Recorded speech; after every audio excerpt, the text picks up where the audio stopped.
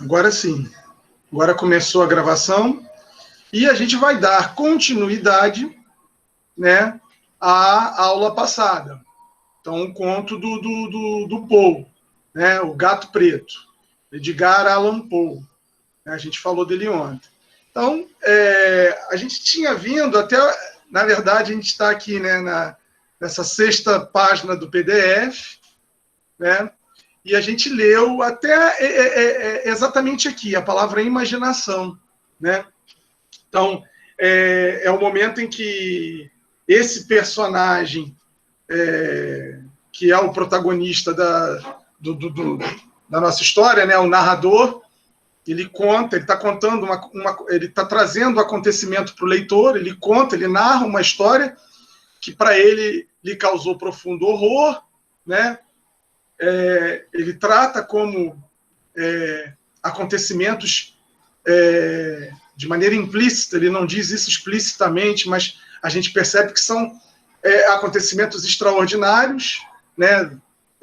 Da ordem do fantástico, são coisas que para ele é difícil explicar, é difícil trazer para o leitor, porque ele próprio não consegue compreender os acontecimentos em si, né? E aí, assim, só estou fazendo uma retomada bem breve mesmo de ontem, né? A gente percebeu uma mudança sempre muito abrupta no comportamento dele, né?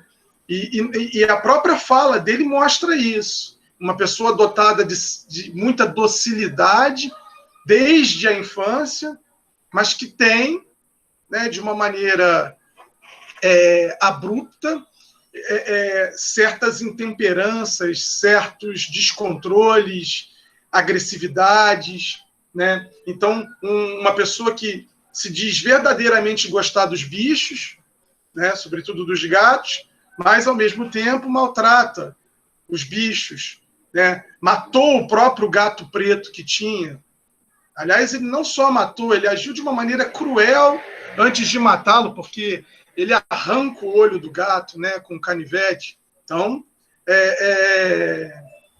a gente tem aí uma personalidade bastante complexa, porque essa personalidade se diz dócil, essa personalidade relata fatos de docilidade, de amor ao bicho, tanto que o bicho, o gato, ele ficava ali junto com o seu dono, ele não saía de perto do dono, sentia aquela energia do homem e trocava ali, né?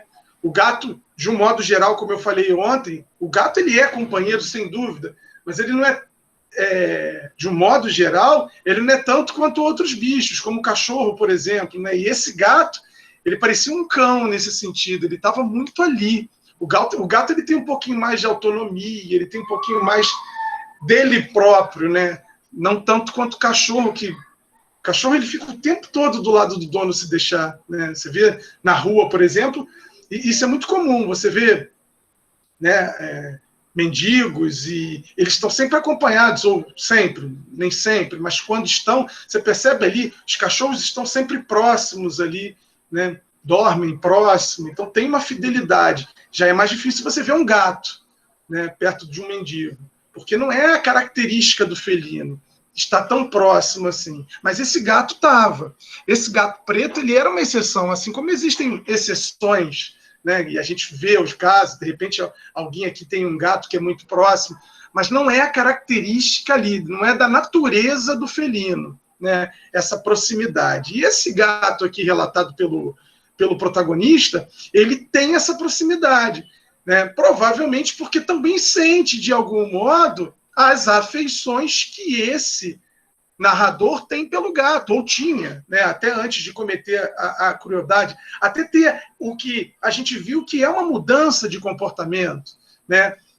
Que não é muito bem explicada, né? Mas que vai acontecendo ali dia a dia, de repente, né? A gente vê na própria fala do narrador que ele está narrando, e a gente vai continuar a ver isso quando a gente estiver na continuação do texto agora. A gente vai ver que, de repente, está tudo muito bem, e no próximo período, ou seja, no próximo parágrafo, ou na próxima frase, ele já está colocando outras palavras. Ou seja, mostra essa forma abrupta, essa forma imediata, essa forma súbita de mudança, né? De mudança do próprio comportamento, da própria maneira de ver o próprio gato, de ver a própria esposa, por quem ele também tinha afeição, né? Porque ele tinha os bichos, mas era casado, ele tinha uma esposa, né? Então, essas questões, e levando em consideração que a gente tem um narrador, como a gente viu ontem, que é um narrador que está em primeira pessoa, né? É um narrador que narra a própria história. Então, eu tenho um relato dito em primeira pessoa, é o narrador quem conta a história, né? Então, a gente vai começar a observar certas coisas, vai desconfiar de algumas coisas. Então, o que a gente vai observar? A gente vai observar o relato, as descrições, né? A gente vai desconfiar do relato e das descrições porque vem do narrador, vem daquele que narra. É aquele que narra a própria história, não é qualquer narrador. A gente falou sobre isso ontem. Então, a gente vai desconfiar por conta disso. Mas a gente, observando, a gente vai fazer um exame profundo para ver o que é possível desconfiar aqui e a quais conclusões a gente pode chegar a partir do relato. Então, é como se nós fizéssemos, gente, uma análise do que o narrador nos diz. É como se nós estivéssemos analisando esse narrador para tentar descobrir a verdade que, de repente, ele nem omite. Não é nem uma omissão, mas ela não é trazida, ela não emerge, ela não surge, porque esse próprio narrador também não a conhece. Também dentro da maneira dele de articular o pensamento, de observar os fatos, também não percebe. Também não se deu conta conscientemente dessa verdade. Da verdade sobre os fatos. O que de fato aconteceu em relação ao que ele narrou. Porque, veja, a gente tem um período do que a gente leu, é tudo muito esquisito.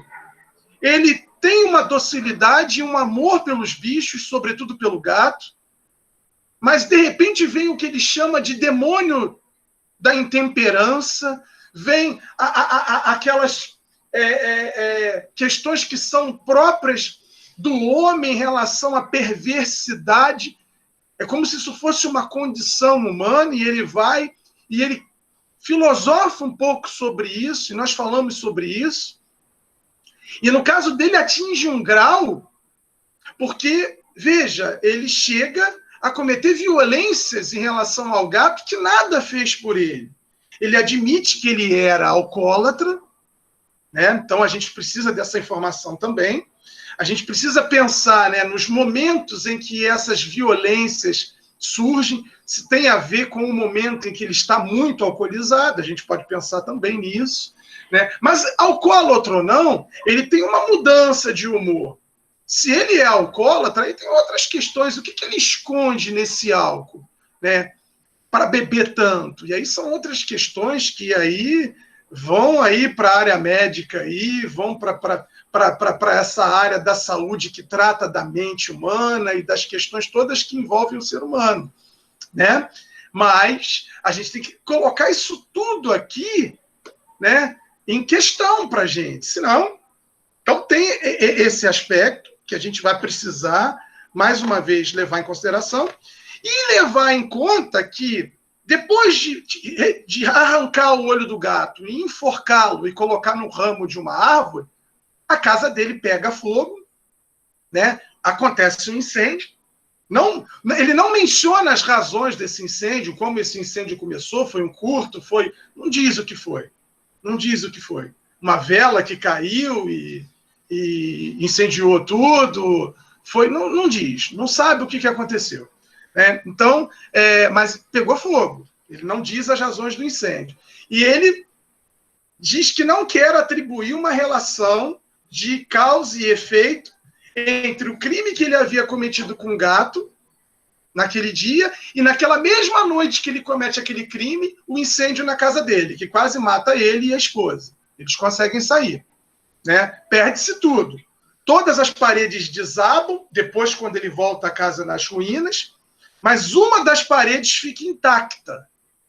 E é exatamente nessa parede que muitas pessoas que depois vão lá ver, né, os restos da casa, as ruínas, observam que aquela parede ficou intacta, aquela parede não caiu, e naquela parede tinha uma sombra de um gato, uma marca lá, um desenho de um gato enforcado, né, numa forca. Né? E todos ficam estranho, esquisito, extraordinário.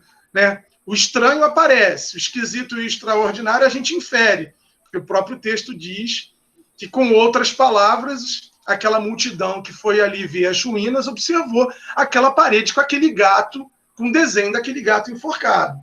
Bom, então, diante daquilo ali, essa relação de causa e efeito para ele fica cada vez mais forte. Mas ele tenta, de uma maneira racional, e aí a gente viu aqui no final, né? Ele tenta criar um entendimento para aquela imagem na parede, né?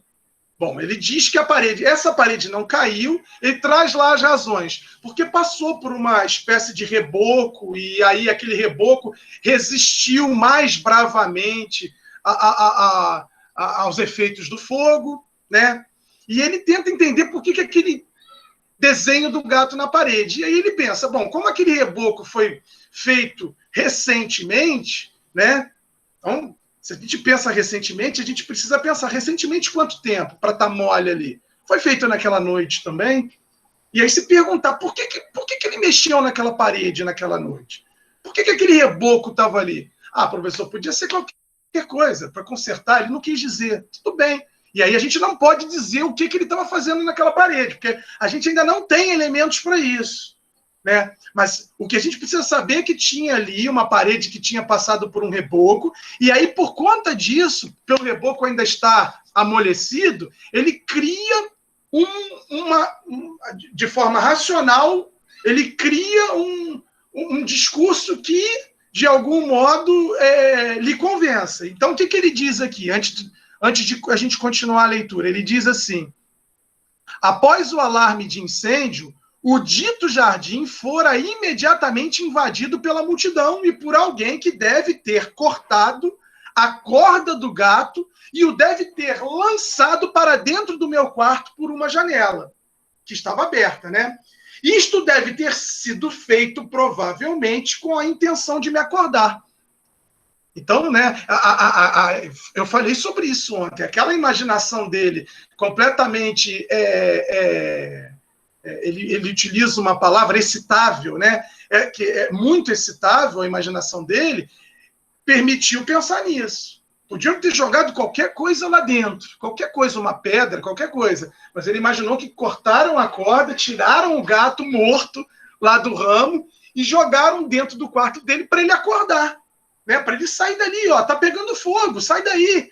Né? Então, essa foi a questão que ele pensou. Mas não para por aí. Aí, ó, então ele diz, ó, com a intenção de me acordar. Aí ele diz, a queda das outras paredes tinha comprimido a vítima da minha crueldade na substância do reboco. Ou seja, a vítima da minha crueldade é o gato.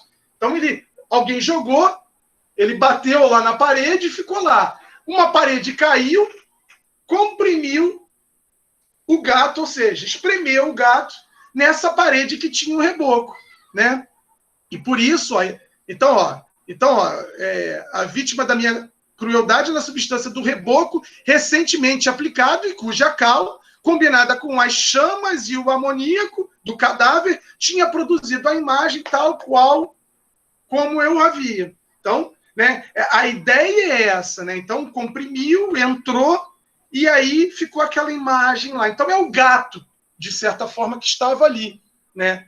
Então, era o gato que tinha se comprimido e entrado ali na parede. Essa foi a justificativa que ele pensou diante dessas descrições assim. Né? E aí, agora, então, dito isso tudo, né, a gente vai agora dar início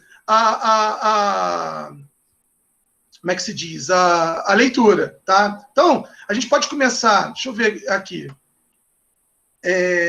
A gente pode começar, então, pelo Lucas, porque o Lucas não estava ontem, e aí não leu, ele pode ler, e aí depois a gente volta para Beatriz, aí se a Darisa quiser ler a Darisa, e termina com a Larissa, tá? Então seriam os 4. Você pode começar a leitura, Lucas? Posso sim, posso sim. Beleza, eu vou fazer o seguinte, eu vou desligar meu microfone, tá? E aí eu vou soltar a leitura aqui. Em algum momento eu vou tirar a tela lá, e aí vai ser o momento que você vai parar a leitura, tá? Tá ok. Eu vou desligar aqui agora e só vou fazer o sinal de positivo para você começar. E eu vou marcar com o cursor do mouse, né? Eu vou marcar aqui exatamente o lugar onde você vai começar a leitura. Tá bom. Valeu. Valeu.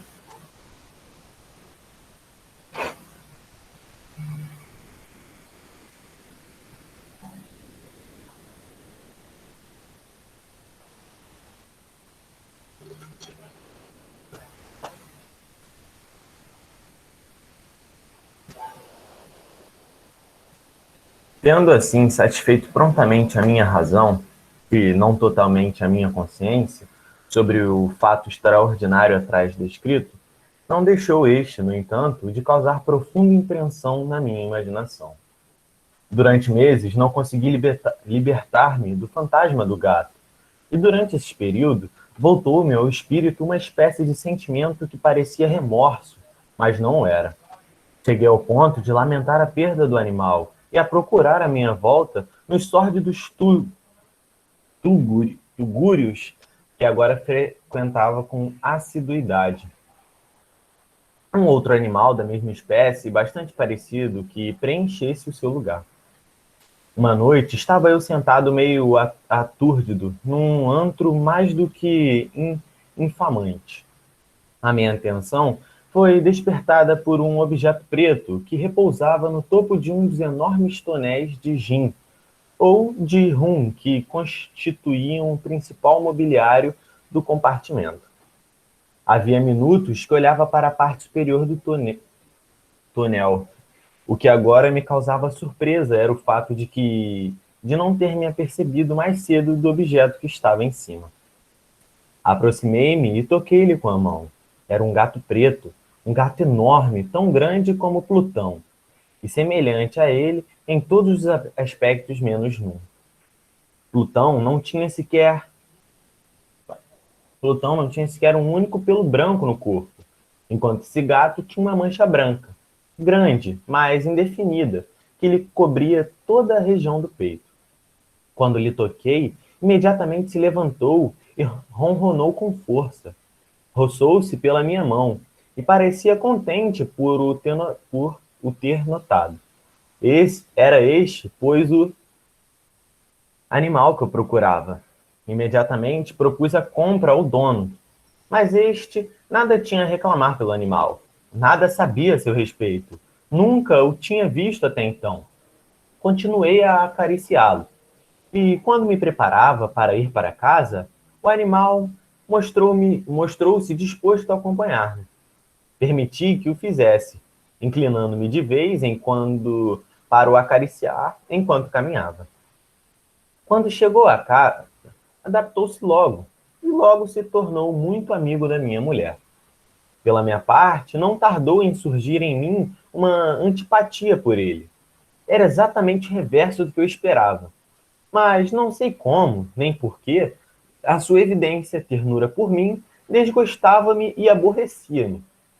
Lentamente, a pouco e pouco, esses sentimentos de desgosto e de aborrecimento transformavam-me na amargura do ódio.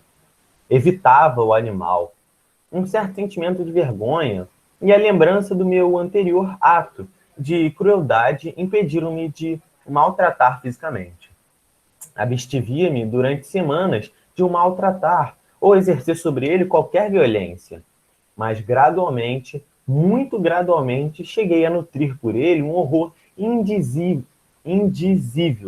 e a fugir silenciosamente da sua odiosa presença, como do bafo da peste. O que aumentou, sem dúvida, o meu ódio pelo animal foi descobrir na manhã do dia seguinte, a tê-lo trazido para casa, que, tal como Plutão, tinha também sido privado de um dos seus olhos. Esta circunstância, contudo, mais afeição, despertou na minha mulher, e como já disse, possuía em alto grau aquele sentimento de humanidade, que fora em tempos característica minha e a fonte de muitos dos meus prazeres, mais simples e mais puros. Beleza, ótimo, Lucas. Pô, obrigado. Deixa eu fazer uns comentários aqui em relação a essa passagem aqui agora, muito importante, tá? Porque agora parece que agora a gente tem um segundo momento, né? Então, porque agora tem outro gato, né? Agora é outro gato, não é mais aquele gato preto morreu, né? Mas há aqui algumas coisas que de imediato já vão trazendo aqui primeiras impressões que sugerem coisas, que são sugestões, eu diria, bem distantes, que vão se aproximando de um entendimento à medida que o narrador vai criando cada vez mais envolvimento com o gato, né? Então, mas a gente precisa olhar, porque os contos do Poe, eles são muito descritivos, e essas descrições, elas têm uma função. Eu acho que de toda a literatura que eu já li, eu não vi autor que utiliza da descrição, né, de um modo tão funcional como o Poe, né? Há descrições em textos literários que eu não diria que são gratuitas, mas não são tão expressivas e não exercem tanta função quanto as descrições propostas por esse autor, né? Então, por isso é que a gente precisa ter muita atenção com elas, né? E aí não dá para perder isso daqui. Então, olhando aqui, então, exatamente onde o Lucas começou, ele diz, né? Ou seja, tendo satisfeito prontamente a minha razão, né? Vida que segue. Agora eu, né, consegui me libertar. Ele diz aqui, durante meses não consegui me libertar do fantasma do gato, né? Mas nesse período ele começa a sentir o remorso pelo que tinha acontecido, né? Chegou a sentir, a lamentar a perda do animal, né? Procurar a minha volta nos sórdidos tugúrios que agora frequentava com a assiduidade um outro animal. Veja, olha os ambientes, né? Uma noite estava eu sentado meio aturdido num antro mais do que infamante. Olha que interessante, na companhia de enormes tonéis de gin ou de rum, olha o ambiente, né? Então, toda a questão da bebida, não vamos esquecer que ele é um alcoólatra, que ele bebe, né? E aí, veja, nesse ambiente, o que ele vê? O que ele encontra? Ele vê um gato enorme, tão grande como Plutão, o gato dele que ele tinha matado, e semelhante a ele em todos os aspectos, menos num. Veja, semelhante em todos os aspectos, menos num. Plutão não tinha sequer um único pelo branco no corpo, enquanto este gato tinha uma mancha branca, quase grande, mais indefinida, que lhe cobria toda a região do peito, né? Então, essa descrição ela não é à toa. A própria palavra indefinida que vem aqui não é à toa. Grande, mas indefinida. Ou seja, eu não consigo definir que mancha é essa, né? Ou seja, o que não tem nada demais, porque o que eu já vi de gato preto com mancha branca no peito, né? A maneira como a minha lente, os meus traumas vão vão criar um olhar sobre a coisa, que é o X da questão. Esse cara matou um gato que era muito parecido com o gato que ele tinha acabado de ver, com a exceção de um aspecto, essa mancha branca no peito. Então, a tendência que ele tem de projetar, obviamente, nesse gato, que ele acabou de ver ali, o outro gato que ele matou, que foi o Plutão, é muito grande, né? Sobretudo porque essa mancha branca indefinida, ela vai se definindo. Mas ela vai se definindo por quê? Porque a mancha vai ganhando forma física, ou porque na imaginação do próprio narrador, ele próprio vai definindo e vai dando significado para aquela mancha. E aí vai dar significado de acordo com a própria mente, de acordo com o próprio pensar, com a própria imaginação. Com seu próprio distúrbio ou não, não sei. Aí eu estou colocando aqui questões, né? E veja que o gato aqui, quando na leitura do Lucas, mostra isso. Ele leu essa passagem para a gente, ó. Ele se levantou, ronronou com força. É como se fosse um encontro. Aquele gato quisesse encontrar aquele cara, ó. Parecia contente por o ter notado. Olha que legal. Então, ele também começa a ver isso. Porra, o Plutão gostava de mim. Plutão tinha essa afeição por mim.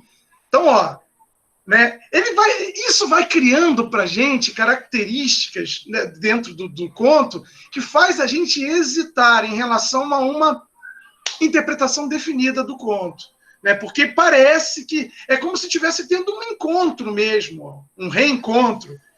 Era este, pois, o animal que eu procurava. O próprio narrador diz isso. Ó, imediatamente propus a compra ao dono, mas este nada tinha a reclamar pelo animal, nada sabia a seu respeito, nunca o tinha visto até então. Então, naquele local onde ele estava ali, bebendo, né, imaginando que o dono do estabelecimento fosse o dono do animal, o dono do estabelecimento já logo diz, não, ó, nada sei a respeito desse bicho, nunca o vi. Ó, essa expressão nunca ouvi já dá um caráter insólito à própria passagem. Porque se ele diz que nunca o viu, esse animal veio de onde? Se ele dissesse, não, é um... Poderia ter dito, não, é um gato que está sempre aí, de vez em quando a gente põe ração, de vez em quando vem pedir comida aqui. Não, nunca o vi. Né? Então, a própria escolha das ideias aqui pelo autor, pelo Poe, né, já nos coloca numa hesitação profunda. Caramba, esse gato veio de onde, então? Veio lá do além? É o fantasma reencarnado do gato que morreu para poder, de algum modo, se vingar? Porque, veja, a casa dele pegou fogo. Agora aparece esse gato aí com essa mancha indefinida. Que mancha é essa? Né? A mancha aqui, ó, na parte do peito. Né? Aí, continuando a leitura, ó, continuei a acariciá-lo, preparava-me para ir para casa, e aí, ó, tudo muito tranquilo. O gato se adaptou, ó, chegou em casa, adaptou-se logo e logo, se tornou muito amigo da minha mulher, uma adaptação, né, segundo o que o narrador está colocando também, uma adaptação muito rápida. O gato e a mulher dele, porque a mulher também gostava de bichos, né, então, muito ali, né. Agora veja, olha como é que joga o leitor, a gente fica com esse conto exatamente nessa antítese, nessas oposições, né, que vem o tempo todo. Antítese são as oposições. Ele está falando ali e, de repente, ele diz, pela minha parte, não tardou em surgir em mim uma antipatia por ele. Aí você fica, pô, esse cara é louco, cara. Que antipatia? Estava indo tudo bem até a frase anterior e agora ele manda essa. E antipatia por quê? Veja, era exatamente o reverso do que eu esperava. Mas não sei como nem porquê a sua evidente ternura por mim desgostava-me e aborrecia-me. A mesma coisa que o Plutão fazia, esse gato faz. Muita ternura, muito carinho, e aquilo estava aborrecendo, estava desgostando o próprio narrador. O narrador estava ficando sem paciência. E aí a antipatia foi aumentando, né? E veja, ó, lentamente, a pouco e pouco, esses sentimentos de desgosto e de aborrecimento transformaram-se na amargura do ódio. Pronto. Então, esse narrador aqui, só pelo que ele está trazendo aqui para a gente, ele está fadado a repetir os mesmos fatos que aconteceram com o primeiro gato dele, que é o Plutão. E aí a gente vai ter que fazer uma análise dessa mudança brusca, dessa mudança abrupta, repentina desse narrador. Por que esse narrador é assim? A gente agora precisa avaliar isso. Ele está contando a história para a gente. E para ele está contando com naturalidade essa mudança repentina de comportamento. E aí, a gente pode olhar com naturalidade para isso também? Ele vê com naturalidade isso e traz para a gente. Mas e a gente? Né? Então, ontem, quando a Isabelle falou sobre o primeiro parágrafo lá, que eu pensei que ele não fosse louco, não, né? Mas tá me parecendo que ele não. Né? Ela escreveu lá algo do tipo, tá me parecendo que ele não. Né? Ele é meio louco, sim. Então, de repente, a gente já pode começar a pensar no tema da loucura aqui. Eu proponho, dentro de uma leitura que eu faço, esse tema da loucura aparecendo aqui. Né? E aí eu coloco loucura para não descrever distúrbios específicos que nem eu conheço. Né? E aí seria um caso de um psiquiatra, de um estudioso da mente humana. Né? Por exemplo, se a gente pensa aqui que a gente está fazendo uma análise desse conto, a gente está fazendo uma análise também desse narrador. Esse narrador é um ser, é uma pessoa que conta uma história. Estamos analisando. Né? E aí analisar é pegar nas palavras, é pegar no discurso aquilo que vai trazer, de algum modo, jogar luz naquilo que parece oculto, pelo menos dentro dessa fala, com as intenções de quem fala, que é o narrador, mas que não está oculto, que a gente percebe. A gente percebe exatamente por isso, pela mudança abrupta de comportamento, de humor, pelos próprios relatos, muito bem descritos, né? Muita descrição sobre questões que envolvem a parede, o desenho do gato, a maneira como enforcou, né? E aí pegar isso tudo, juntar isso tudo e, peraí, eu acho que tem alguma coisa aí. Né? E, continuando aqui a leitura que o Lucas fez, ele vai colocando aqui. Não. Olha só.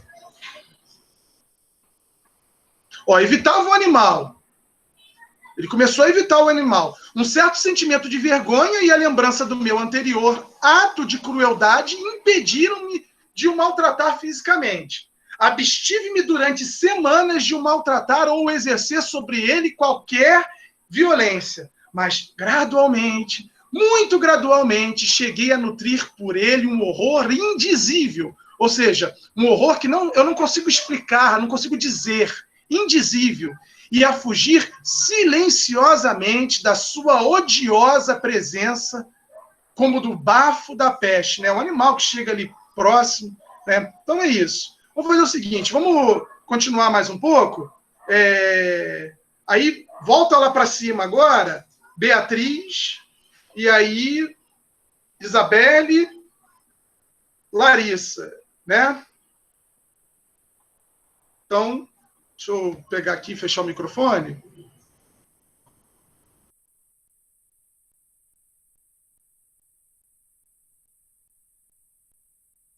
Bom, a Beatriz caiu. Então, Isabelle. Ou Darisa, se a Darisa quiser fazer leitura também.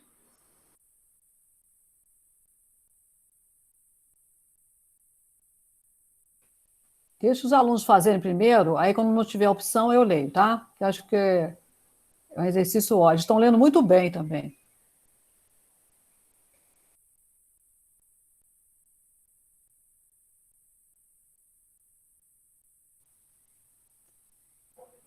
Isso, então, Isabelle, você pode ler, por favor? Uhum.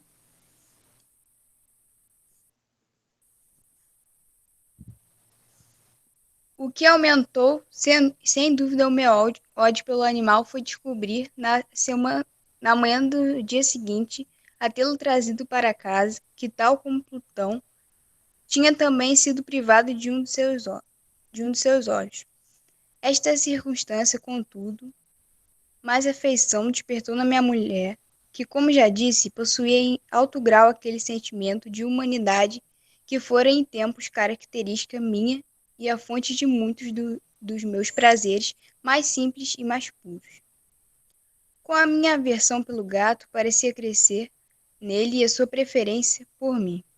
Segui os meus passos com uma pertinácia que seria difícil fazer compreender ao leitor. Sempre que me assentava, enroscava-se debaixo da minha cadeira ou saltava-me para os joelhos, cobrindo-me com as suas repugnantes carícias.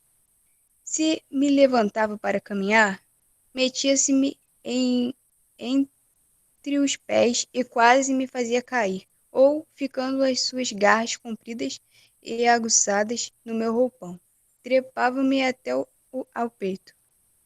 Em tais momentos, embora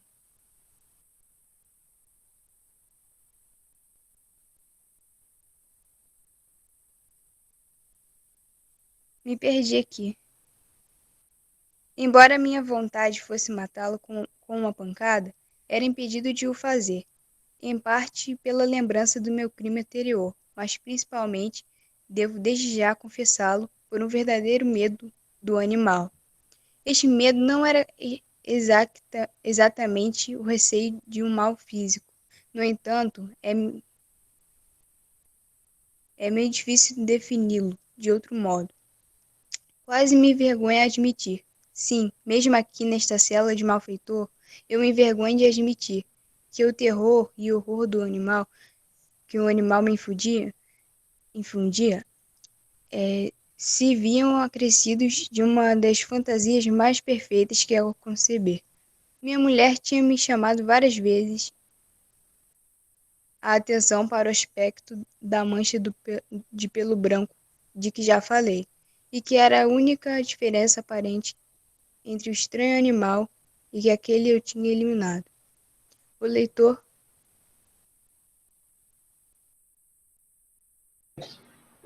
Isabelle, só um minuto. Aqui, infelizmente,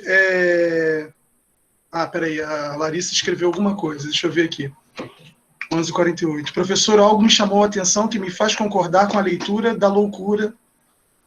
Concordar com a leitura da loucura. É a questão dele falar que ele sente remorso pelo que aconteceu.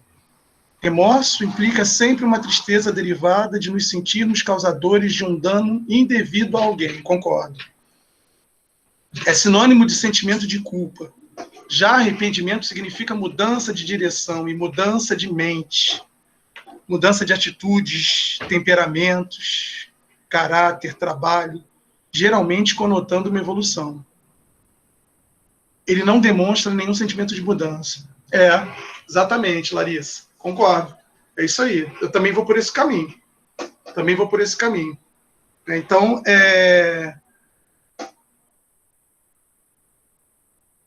Tem alunos? Sim, tem. Olha só.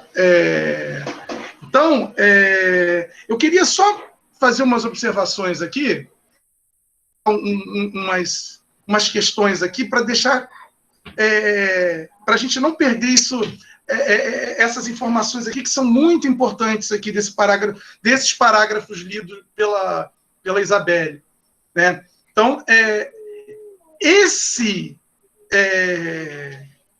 personagem aqui, esse narrador, tem algumas coisas aqui que a gente fica, peraí, a gente deveria se perguntar algumas coisas aqui ao ouvir essa leitura da Isabelle, né? Primeiro, porque o gato ele vai se afeiçoando cada vez mais pelo narrador. E quanto mais ele vai se afastando do bicho, mais o bicho se aproxima dele. Então tem uma característica que isso não é descrito no momento do Plutão. O Plutão, inclusive, quando sente a maneira como ele pega diferente o gato, né? O Plutão ele já fica apavorado. Ele já sai, ele já dá uma arranhada. Esse gato aqui agora, apesar de todas as características, ele vai, de algum modo, se envolvendo cada vez mais, né, com esse narrador que confessa um verdadeiro medo do animal. Ele diz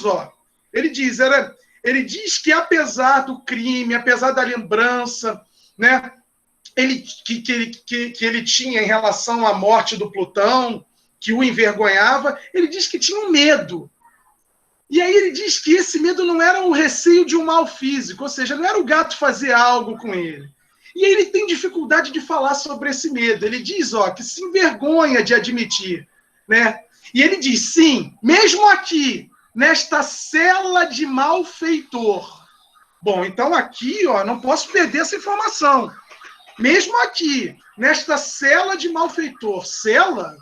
O que é isso, professor? Prisão? Cadeia? Malfeitor? O que é o malfeitor? É o bandido. É o criminoso, melhor dizendo. Então, mesmo aqui, nessa cela de malfeitor. Então, ele está contando essa história de uma cela de malfeitor. Ou seja, ele está preso. Não posso passar batido essa informação, não. Ele está preso. Ele foi preso. Eu me envergonho de admitir que o terror e o horror que o animal me infundia se viam acrescidos de uma das fantasias mais perfeitas que é possível conceber. Minha mulher tinha me chamado várias vezes a atenção, para o aspecto da mancha de pelo branco de que já falei, e que era a única diferença aparente entre o estranho animal e aquele que eu tinha eliminado. O leitor lembrar-se-á, depois eu vou falar sobre isso quando a gente fizer um estudo de gramática, tá, gente? Eu vou falar sobre esse uso da mesóclise aqui, tá? Isso aqui é um verbo no futuro do presente com o pronome oblíquo. E aí tem uma característica, tá? A gente fica lendo isso, mas é bom saber a regra. Então, em algum momento, a gente vai falar sobre isso, até porque já apareceram em outros textos literários a mesóclise, então a gente precisa saber a regra dela.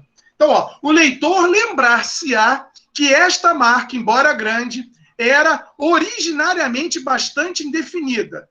Mas, gradualmente, por fases quase imperceptíveis e que durante muito tempo a minha razão lutou por rejeitar como fantasiosas, assumira finalmente uma rigorosa nitidez de contornos. Gente, peraí. Assumia mesmo? Essa marca que era quase definida, estava assumindo uma rigorosa nitidez de contornos? Beleza, ele está falando isso. Mas com base no quê? Com base num fenômeno físico? Numa mudança ali do próprio gato ali? Ou com base na maneira dele olhar para aquela mancha? E aí eu tenho que levantar de novo os distúrbios da mente desse narrador. Eu tenho que levantar como uma hipótese. Ou eu posso admitir que houve uma alteração física e confiar nisso que o narrador está colocando. Veja, de forma imperceptível, pouco a pouco. Veja, algo que ele tentou rejeitar por ser fantasioso. E não era mesmo.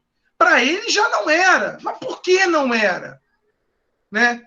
E aí, a gente vai ter que pensar. Será que o louco tem consciência da própria loucura? Será que o louco sabe que é louco? Será que o louco, ele não, peraí, como eu sou louco, então, será que isso existe? Veja, eu estou usando louco de uma maneira mais ampla, tá?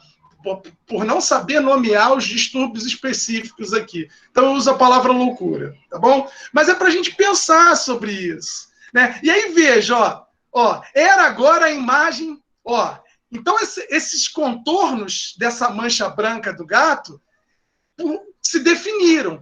E por estarem mais definidos, olha o que ele diz. Era agora a imagem de um objeto que me repugna mencionar. E por isso eu o odiava e temia acima de tudo.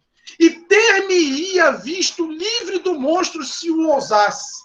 Era agora a imagem de uma coisa abominável e sinistra. A imagem da forca. Lúgubre e terrível máquina de horror e de crime, de agonia e de morte. Era a imagem da forca. Aquela mancha branca era a imagem da forca. Ou seja, aquele gato que era parecido em tudo, agora tinha a imagem da forca. Então, na verdade, aqui ele me leva ao entendimento de que ele estava diante de uma figura que era o próprio Plutão.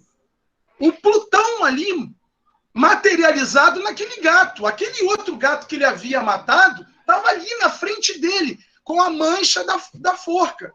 Né? E veja que não tem só isso. Aí aqui tem algo muito interessante que não dá para deixar passado. Não dá para passar. Ele diz assim, eu acho que é um pouquinho antes.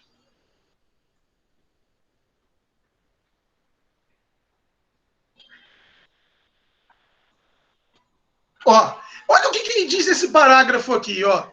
O que aumentou, sem dúvida, o meu ódio pelo animal foi descobrir, na manhã do dia seguinte a tê-lo trazido para casa, que, tal como Plutão, tinha também sido privado de um de seus olhos.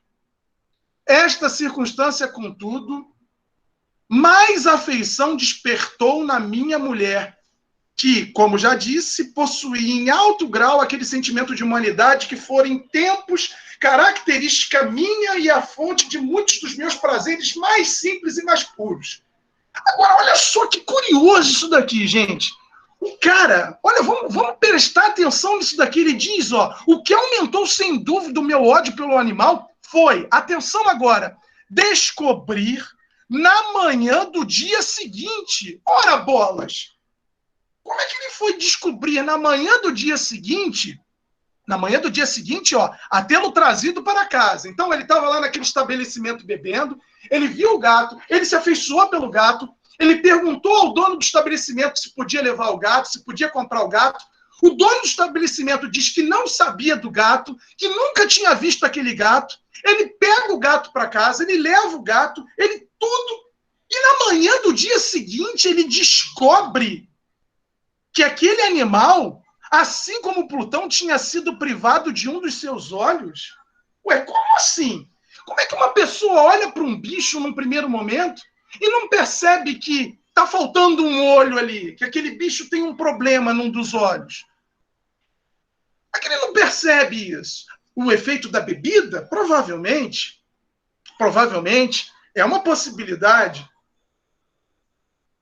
Uma outra possibilidade, e aí é uma possibilidade que a gente vai ter que pensar, né, é na questão do próprio distúrbio dele, né?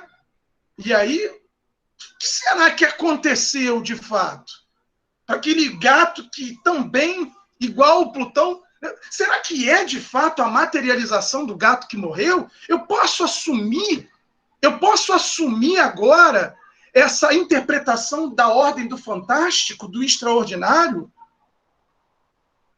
Veja, e ele descobre como? Alguém diz para ele não sabe quem foi o dono daquele gato.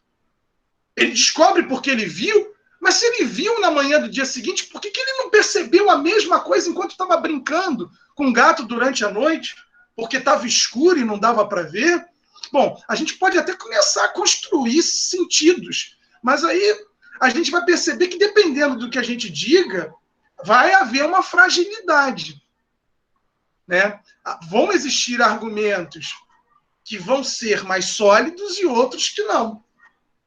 Então, aqui tem algo que a gente não pode deixar passar. Ele descobriu na manhã do dia seguinte, ao ter trazido o gato para casa, que aquele bicho, ele era foi privado de um dos olhos, assim como o Plutão. Tá? Então, assim, a gente pode pegar isso tudo como uma grande coincidência. A gente pode pensar o que aconteceu com os olhos desse novo gato que não foi contado pelo narrador, numa pessoa completamente alterada, que muda de humor o tempo todo, né? Será que foi ele também que tirou esse olho desse outro gato aí, que pegou no bar, que pegou lá no estabelecimento, e não está contando essa história para a gente? Por que ele não está contando essa história para a gente? Será que ele tem consciência do que ele fez? A gente está lidando com um louco? É um louco que está contando essa história para a gente? Bom, se um louco está me contando uma história, qual é o nível de credibilidade que eu posso atribuir para esse louco naquilo que ele fala? O que dessa fala toda eu posso analisar como verdadeiro em relação aos fatos e falso em relação a tudo que ele narra ali? O louco, ele sempre mente. O louco, ele age numa fronteira entre a lucidez e a não lucidez, entre a mentira e a verdade. Como aquela mente constrói os fatos? como que aquele enredo é construído de uma forma racional na mente desse personagem, desse narrador. Veja que agora, gente, o que eu estou propondo aqui com o que eu estou dizendo é um mergulho profundo nesse tema da loucura, que me parece, agora sendo bem claro, que é sobre isso que o Paul está trabalhando. Apesar de parecer um conto fantástico, apesar de ser atribuído à ordem do fantástico, eu dou a esse conto uma interpretação que paira para a loucura, que paira para a doença, obviamente, um alcoólatra, e aí ele podia estar... ele estava num bar, sempre sob os efeitos do álcool que ele age de uma maneira agressiva. Foi assim que ele matou o Plutão, num dia que chegou alcoolizado. Ele estava lá, né, na companhia do rum e do gin e etc. Então, né, o que aconteceu com esse gato, que a gente não sabe, que ele não contou aqui para gente, já que é um narrador que conta a própria história. Então, mais uma vez, levantando essas questões aqui para a gente, né, porque, de fato, eu posso assumir isso, mas eu não posso dizer também que é isso. Né? Porque, veja, se eu quiser assumir uma leitura fantástica, eu também posso. Eu só tenho dificuldade de argumentar em cima disso. Mas aí eu acho que é o momento que a gente abre, entendeu? E aí é o momento que é bom ouvir os outros, ouvir os outros leitores, e a gente fazer a nossa roda virtual de leitura, entendeu? E pensar sobre o texto, e começar a construir, e começar a elaborar, né? Veja, a Larissa agora trouxe de uma maneira muito bonita, uma série de observações ali, defendendo, né, essa característica. Então, é nesse sentido, tá bom? Deixa eu ver aqui. Falar nisso, Larissa, você está online? Deixa eu ver aqui. Beleza. Vou pedir, então, para você continuar. Ué, Pamela entrou? Ah, Pamela entrou. Então, Pamela, depois da Larissa, você faz a leitura. Pedir a Larissa agora. Deixa eu ver aqui. Darisa, você quer falar alguma coisa, Darisa? Estou falando aqui. Você quer fazer algum comentário antes da Larissa? Eu quero sim. O texto nos apresenta duas possibilidades de leitura. Uma, pela via do... foi bom você compartilhar. Uma que você pode pensar pela via de que aquele gato novo, supondo que esse gato seja um novo gato, né? Esse gato poderia ser uma possibilidade de redenção dele, de resgatar uma certa humanidade, tanto que ele toma de amores pelo gato logo no momento do bar, embora sob o efeito de álcool, num lugar não muito bem frequentado, num lugar escuro, apropriado das pessoas que estão acostumadas à bebida, né? São pessoas que são bêbados, que frequentam essas tabernas, que ele está, tal do Tugúrio, né? Uma taberna bem de baixa frequência, né? Ruim, assim, só frequenta pessoas muito do mesmo nível desse nosso narrador. Então, bêbados, pessoas que têm problemas, então, nós podemos então ler por essa ótica. Um gato novo que aparece, um gato semelhante ao outro, ele não enxerga muito bem porque está escuro ou porque está sob efeito do álcool, que esse gato também tem o mesmo traço do Plutão, que sem um olho, e que só tem um detalhe, que é o branco. Então, nós podemos pensar que é uma possibilidade, e logo depois esse gato real não vai impedir que essa de ódio, esse egoísmo, como é que chama? O ciúme que ele tem da mulher por ter uma afeição pelo gato, vai adiante, vai impedir que ele retorne aquela conduta dele anterior, primeira, de um homem dócil, de um homem carinhoso com os animais, e, por conseguinte, também com a esposa, né?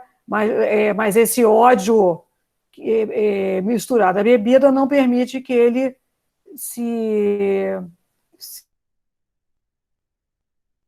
bondade, de ternura, de resgate dele mesmo, né? Então, essa é uma opção. A outra opção seria a opção pela aceitação do texto como um texto fantástico. Quer dizer, é uma forma do inconsciente retornar àquela figura para puni-lo e mostrar quanto de malfeitor, de miserável, de perverso ele tem dentro de si. Então, o fantástico deveria com essa possibilidade de torná-lo. A ideia da loucura, o louco tem uma visão de que o que está acontecendo do lado de fora, a visão, a leitura que ele tem é a leitura do real.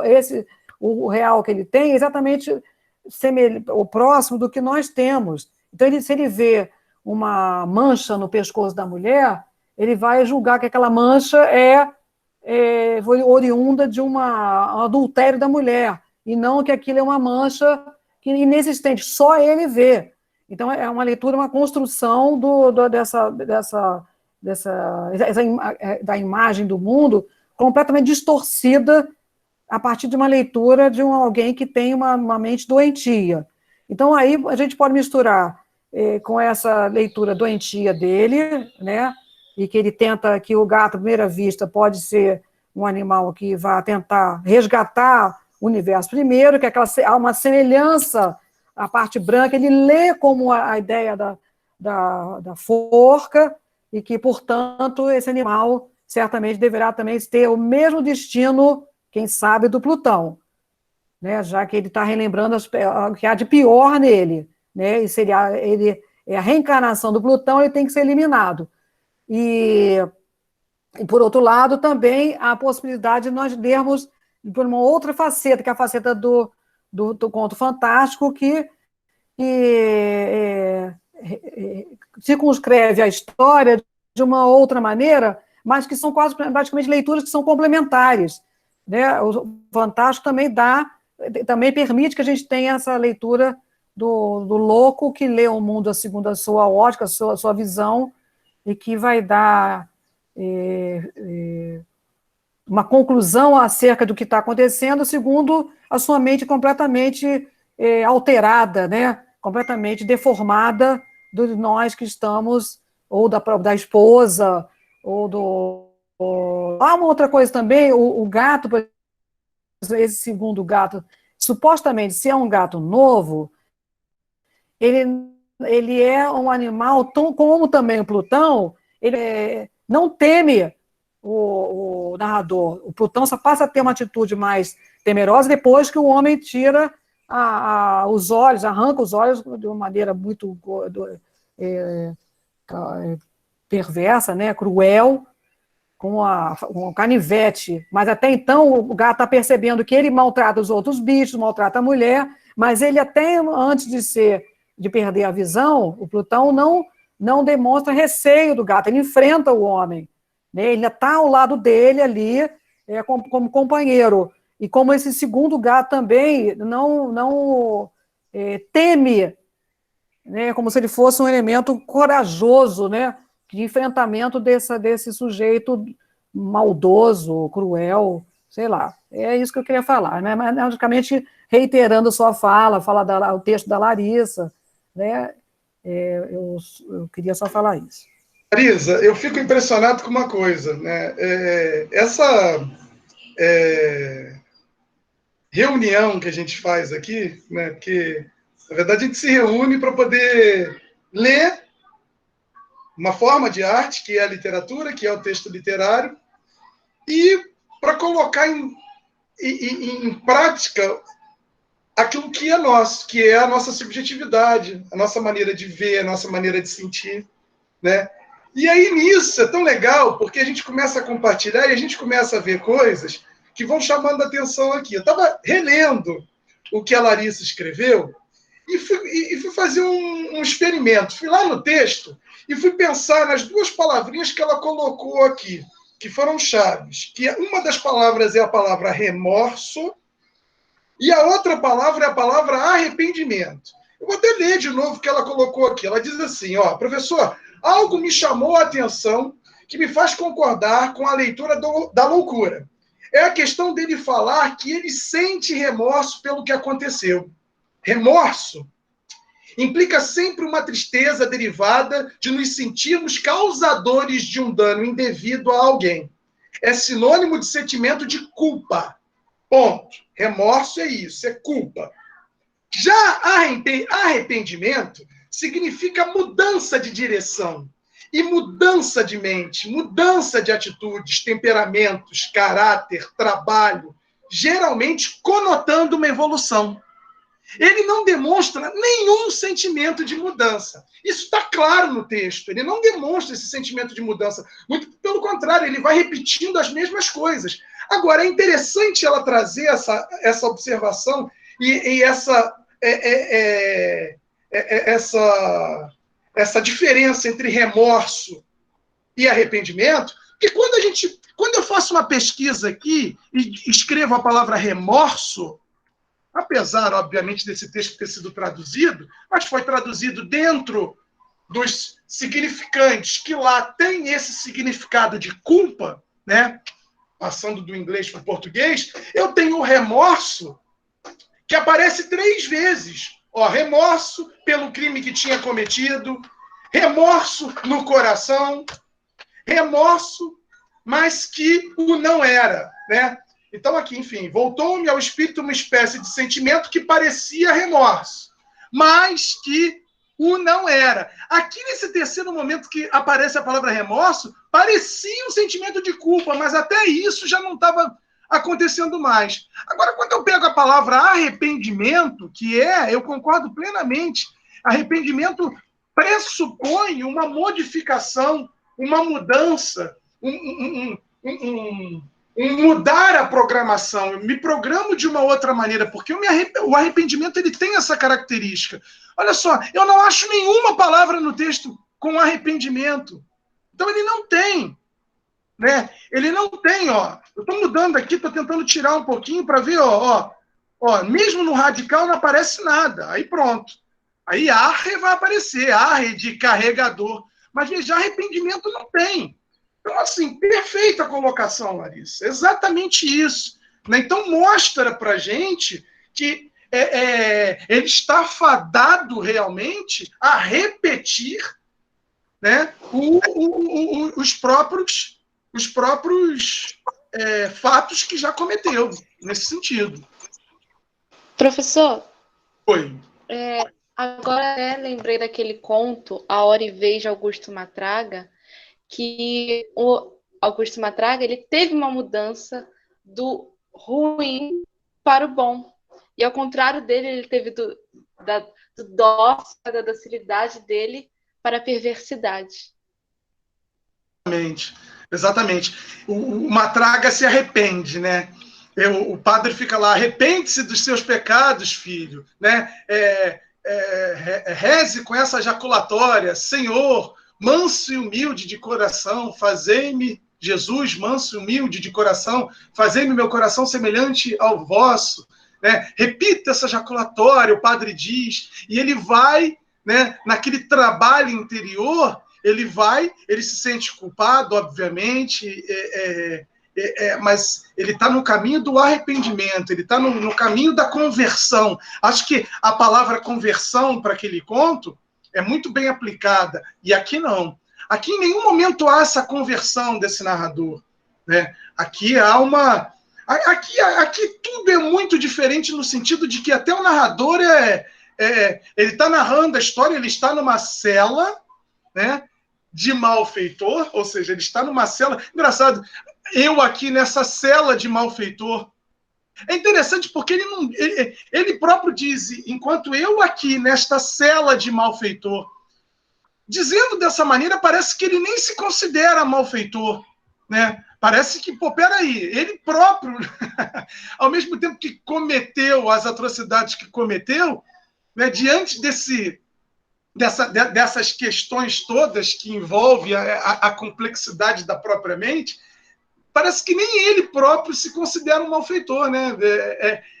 Dá para a gente levar por esse caminho também. Mas, enfim, eu vou pedir, Larissa, para você continuar, mas agora eu voltei e fui, eu acabei me perdendo aqui. Eu acho... A Isabelle chegou a ler esse parágrafo. Este medo... Eu acho que ela leu isso tudo aqui, sim. Sim. Acho que Por essa altura... Eu também acho. Também acho que foi aqui. Por essa altura... Então, eu vou desligar meu microfone e aí você começa. Espera aí. Tá bom.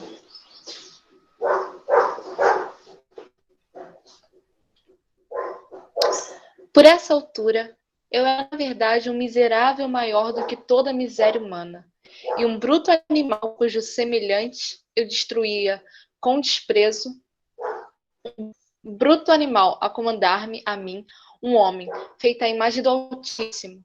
Oh, desventura insuportável! Ah, nem de dia nem de noite, nunca, nunca mais conheci a bênção do repouso. Durante o dia do animal, não me deixava um só momento. De noite, a cada hora, quando despertava dos meus sonhos cheios de indefinível angústia, era para sentir o bafo quente daquela coisa sobre meu rosto, e o seu peso enorme, encarnação de um pesadelo que eu não tinha forças para afastar, pesando-me eternamente sobre o coração. Sob a pressão de tormentos como estes, os fracos resquícios do bem, os fracos resquícios do bem que havia em mim desapareceram. Só os pensamentos pecaminosos me eram familiares, os mais sombrios e os mais infames dos pensamentos. A tristeza do meu temperamento aumentou, até se tornar em ódio a tudo e a humanidade inteira. Entretanto, a minha dedicada mulher era a vítima mais usual e paciente das súbitas, frequentes e incontroláveis explosões de fúrias a que eu então me abandonava cegamente. Um dia acompanhou-me, por qualquer afazer doméstico, à cave do velho edifício onde a nossa pobreza nos faltava habitar. O gato seguiu-me nas escadas íngremes e quase me derrubou, o que me exasperou até a loucura. Apoderei-me de um machado, desvanecendo-se na minha fúria o recém-infantil que até então tinha detido da minha mão. Desferi um golpe sobre o animal que seria fatal, se eu tivesse sido como eu queria. Mas o golpe foi sústido diabolicamente pela mão da minha mão. Enraivecido pela sua intromissão, libertei o braço da sua mão e enterrei o machado no crânio. Caiu morta, ali mesmo, sem enxume. Acostumado a este horrível... Pronto, só um minuto. Bom, então aqui a gente tem um assassinato, né? Tá claro aqui, ele matou a mulher dele, né? Ele... Veja que... Eu acho, gente, que... Já que a gente sempre faz reflexões sobre os textos que a gente lê, né? A gente tenta tirar as questões existenciais ali. Aqui eu acho que tem uma reflexão muito, muito interessante para a gente pensar nesse conto, que depois a gente vai ver que norteia quase toda a obra do Poe, né? Essa intemperança, esse ato diabólico, esse pouco a pouco, subitamente, a crueldade, os pensamentos, a maldade que vai me tomando. Eu acho que isso tudo são reflexões que a gente precisa tomar para a gente também. Quando a gente começa a permitir que a nossa mente, pouco a pouco, vá cedendo, e nós próprios vamos nos abandonando, assim como esse narrador diz, se abandonar a pensamentos escusos, a pensamentos diabólicos, a raiva e ao ódio, né? De algum modo, ceder é ser alimento disso. Então também fica essa reflexãozinha aqui para a gente, tá? A gente não vai ficar lendo um texto de um cara que acabou de assassinar a mulher e deixar batido, entendeu? Todas essas outras questões. Deixar passar batido, por exemplo, que a loucura ela exige tratamento, entendeu? Né? Em vez de romantizar a loucura, a proposta de trabalho com texto desse, com autores como esse, jamais vai ser essa. Ou de romantizar a violência, jamais vai ser essa. Então, deixando claro de forma explícita essa reflexão também, né? A reflexão do e nós na nossa vida, né? Vamos, né? Somos jovens, no caso vocês, alunos, são bem jovens, né? Então, vocês têm uma vida pela frente, vocês vão ter experiências, vão ter... E aí? E os pensamentos ruins? E os desejos ruins? A crueldade súbita que pode surgir de uma maneira ou de outra, num nível dentro de uma de um nível, dentro de uma graduação mais ou menos ruim, né? Eu vou ceder a isso? Eu vou me abandonar a essa energia da intemperança diabólica? Vamos pensar nisso, né? Sobretudo se, né, a gente considera que a gente tem uma série de atos falhos, uma série de questões que precisam ser resolvidas, né? Hoje em dia, antigamente, quando se falava, por exemplo, em coisas simples como fazer terapia, achavam que terapia era coisa de maluco. Hoje já não é assim. Hoje a gente já tem uma sociedade que, em grande parte, admite os benefícios de um psicólogo, de frequentar um consultório, de estar, né, diante, né, de um trabalho que é um trabalho de autoconhecimento, para a gente, inclusive, perceber tudo isso, toda essa energia passional estranha. Olha lá o conto do Guimarães Rosa, o espelho. Toda essa energia passional estranha que também faz parte do ser humano, né? Então, é importante a gente hoje, aproveitando aqui a deixa do conto, levar isso em consideração também. Mas aqui no conto é tão sério que, veja, o gato não fez nada. Ó, um dia acompanhou-me por qualquer afazer doméstico à cave, ou seja, ao porão do velho edifício onde nossa pobreza nos forçava a habitar. O gato seguiu-me nas escadas íngremes e quase me derrubou, só isso. O que me exasperou até a loucura. Pô, há motivo para se exasperar até a loucura, porque o gato veio correndo, porque estava ali querendo estar com o dono e quase o caiu. Veja, nesse momento ele se apoderou, ou seja, ele se apropriou, pegou um machado, né, e desvanecendo-se da minha fúria, o receio infantil que até então tinha detido a minha mão, desferi um golpe sobre o animal. Veja, desferi, ataquei. Esse golpe seria fatal, como ele diz, se tivesse atingido como eu queria. Mas não foi atingido como queria. Por quê? Porque no momento do golpe, mas o golpe foi sustido diabolicamente pela mão da minha mulher. Então ele pega, ele acerta o gato, mas não foi fatal. Não podemos deixar isso, desferir um golpe sobre um animal que seria fatal. Gente, seria, olha o verbo aqui. Seria não quer dizer que foi. O gato morreu? Não. Mas o gato foi atingido. Ele já deixou isso daqui, é a palavra dele, ele está dizendo, ele está narrando. Não posso perder esse dado aqui. Eu preciso dessa informação para entender outras coisas depois. Seria fatal o golpe, mas não foi, né? Agora, veja que ele continua. Não foi por quê? Porque a mão da mulher apareceu. A mão da mulher apareceu e acabou atrapalhando o golpe.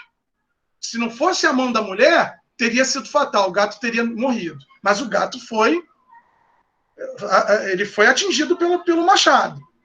Ele ficou enraivecido pela atitude da mulher, pela intromissão, né? E o que ele fez? Ele enterrou o machado no crânio. Ora, no crânio dela. Tanto que aqui diz, o próximo período, caiu morta, ali mesmo, sem um queixume. Ou seja, uma morte instantânea. Então ele assassinou a mulher. Bom, se matar o gato não dá cadeia, matar uma pessoa dá cadeia. Então agora eu entendo por que ele está narrando essa história de uma cela de malfeitor. Ele assassinou a própria esposa. Veja que aqui, só um louco para matar uma pessoa assim. A mulher que tinha afeto, que estava com ele ali, apesar das agressões, apesar de tudo, porque ele cometia agressões físicas. Mas veja, isso não é uma atitude de uma pessoa normal. Então, eu tirar o elemento da loucura do texto com essa passagem aqui e assumir uma postura fantástica, na minha opinião, é possível? É possível. Aí é só uma questão pessoal, tá, gente? É possível? É possível. Agora, na minha opinião, essa leitura ela se torna mais frágil, porque o texto já está me dando muitos elementos para chegar à conclusão de que esse cara é um louco. Só essa atitude, só esse assassinato dessa maneira, para mim, já seria um motivo suficiente para não duvidar dessa loucura e para duvidar de tudo que ele me diz em relação ao que ele acredita ser fantástico. Né? Mas eu tenho outras razões também para duvidar. Né? Que é juntando todos os elementos, como um perito na cena do crime faz, para chegar a uma conclusão. E eu acho que esse texto dá para fazer isso também. Tá bom? Eu acho que dá.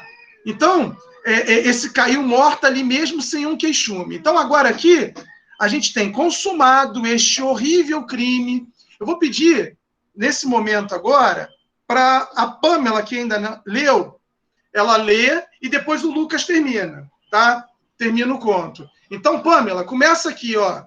Veja, depois da morte da esposa... Opa, eu vou desligar aqui o... Vou desligar o meu microfone. E aí você vai começar aqui, ó. Consumado. Tá bom? Vou desligar aqui. O senhor tá me ouvindo? Tá ouvindo? Sim. Tá bom.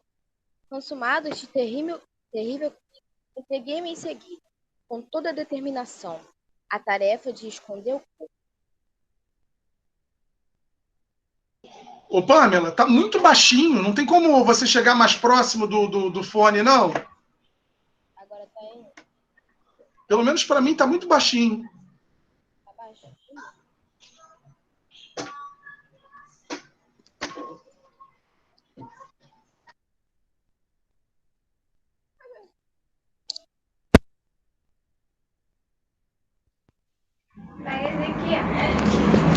Peraí.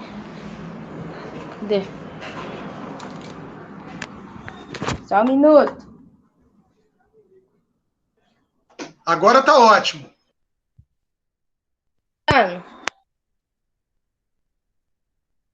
Professor? Pode falar. Tá escutando direitinho? Melhorou. Quando você falou, pera aí um minuto, tava altaço. Agora já ficou médio. Mas tá bom. Já dá para ir. Ficou bom? Bom, agora tá ótimo. Tá bom. Deixa eu aumentar aqui.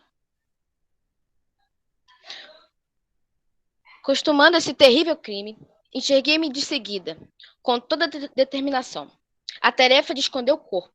Sabia que não podia retirar de casa, quer de dia, quer de noite, sem correr o risco de ser visto pelos vizinhos. Muitos projetos de atropelar o meu cérebro, de dano meu movimento. Cheguei a pensar em cortar meu cabelo em pequenos pedaços e destruí-los de um a um pelo fogo. Noutro. Decidi abrir uma cova no chão da cave. Depois pensei em deitá-lo ao poço do jardim, ou metê-lo numa caixa, como qualquer vulgar mercadoria, e arranjar um carregador para tirar de casa. Por fim, detive-me sobre o que considerei a melhor resolução de todas. Decidi emparedá-lo na cave como, segundo nas narrativas, faziam os monges da Idade Média as suas vítimas. Olha só a informação aqui. Olha o que ele resolve fazer com o corpo da mulher. Ele pensou em cortar, em fatiar, pensou em várias coisas. Mas qual foi a decisão que ele tomou para se livrar do corpo? Decidir, olha a palavrinha, emparedá-lo na cave. Né? E aí, ó, como, segundo as narrativas, faziam os monges da Idade Média as suas vítimas. Pô, peraí, ele decidiu emparedar o corpo da esposa. Beleza. Bom, será que essa decisão que ele tomou de emparedar o corpo da esposa surgiu agora, pela primeira vez na vida dele? Ou será que lá atrás, quando ele tinha o Plutão, ele também tinha emparedado o Plutão naquela parede cujo reboco ainda estava, né, ainda estava molenga ali? Será que não estava molenga porque ele fez o emparedamento do gato e não contou essa história para a gente? E mais até, não contou essa história para a gente porque ele também nem tem essa lembrança foi a parte da história que na consciência dele se apagou por completo, dado ao seu distúrbio mental, à sua loucura. Né? Então, veja, agora eu começo aqui, ó. Veja que agora eu estou trazendo argumentos que são coerentes. Por quê? Porque agora ele pensou em emparedar o corpo da mulher. Então, aquela imagem do gato naquela única parede que não havia caído, é porque, de fato, aquela parede passou por um reforço, né, por conta ali das questões da massa que foi colocada ali, e aquela parede e aquela imagem daquela maneira era porque o gato, de fato, estava ali e tinha sido emparedado por ele. Essa é uma possibilidade de leitura que me tira o aspecto fantástico. Ora, se ele está pensando em emparedar a esposa agora, por que ele não teria emparedado o gato lá atrás também? Por que eu tenho que acreditar que aquele gato é fruto de um fenômeno transcendental, de um fenômeno da ordem sei lá do que, espiritual? Por que eu tenho que acreditar nisso? Por que eu tenho que acreditar que é o espírito do gato se revelando ali? Porque é o que ele tenta me dizer quando ele diz de fenômenos que me causaram horror e que talvez uma outra inteligência possa ver como os meros fatos banais do cotidiano. Eu estou vendo como meros fatos banais. Exatamente pela pista que o texto está me dando. Ó. Ele mata a esposa, como é que eu vou me livrar do corpo? Né? Eu vou emparedar, porque aí ninguém vai saber que eu cometi esse crime. Provavelmente ele também pensou isso em relação ao gato, mesmo sabendo que não seria preso. Né? Mas ele sente vergonha, ele sente culpa. Né? Ele talvez não se assemelhe a um psicopata, exatamente porque o psicopata ele não sente culpa, ele não se envergonha nesse sentido. Então o distúrbio dele está num outro nível. Ele sente culpa, ele sente vergonha. Daí a ideia de emparedar o gato lá. Aqui, talvez, além da culpa e da vergonha, tem o medo de ser preso. Aliás, talvez não, tem isso. Tanto que depois ele vai preso. Ele precisava se livrar do corpo. Como é que ele diz ali, como é que eu vou tirar esse corpo daqui e os vizinhos? Né? Então eu vou fazer, ó, igual como se faziam, segundo as narrativas, os monges da Idade Média com as suas vítimas. Emparedavam. Né? Mas veja que isso vem de uma maneira como se ele tivesse pensado nisso pela primeira vez. Agora, eu analisando, aí seria como se fosse ali um psiquiatra com seu paciente. É como se fosse um psicanalista num processo de análise. Ele está fazendo uma análise, ele está analisando. Ele, peraí, tem coisa errada aqui. O paciente agora não vai ter razão. O paciente nunca tem razão. O louco nunca tem razão. Exatamente por essa característica, né, que é a loucura. Mas ele cria a realidade segundo a lógica dele, segundo o que a consciência dele lhe permite criar. Ponto. Então, nesse sentido, não dá para dizer que ele é um mentiroso. Né? Mas ele tem esse distúrbio. Veja que eu estou indo por uma via interpretativa, tá, gente? Isso é só uma possibilidade. Essa não é a verdade do texto, não. Mais uma vez, tá? Só colocando isso. Pamela, mais um parágrafo, por favor. Vou fechar meu microfone.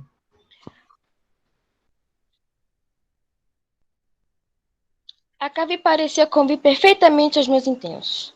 As paredes não tinham sido feitas com acabamentos de costumes e recentemente tinham sido todos rebocados com uma argamassa grossa que a umidade ambiente não deixará endurecer.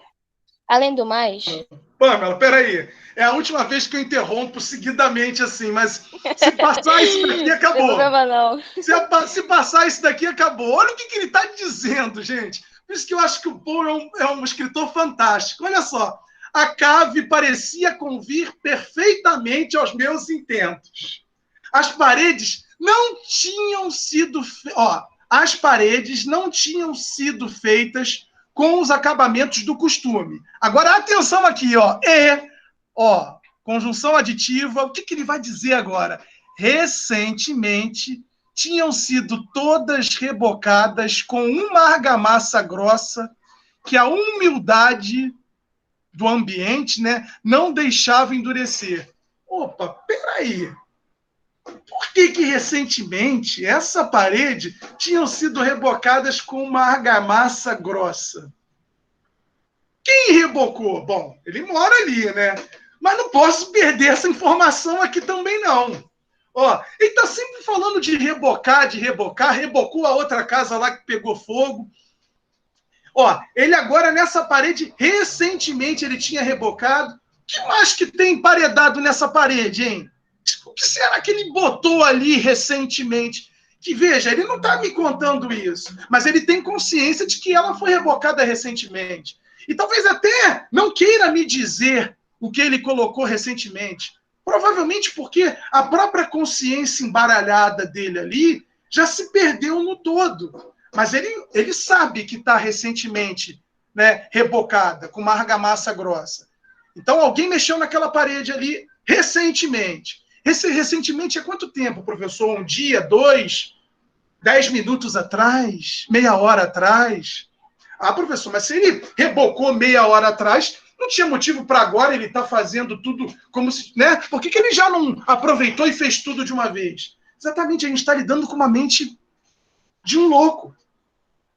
Vejo recentemente que ele não diz quando, há 3 dias atrás, ou há 10 minutos atrás, ou no momento exatamente anterior ao momento que eu, né, eu estou pensando ou estou fazendo outra coisa, não sei.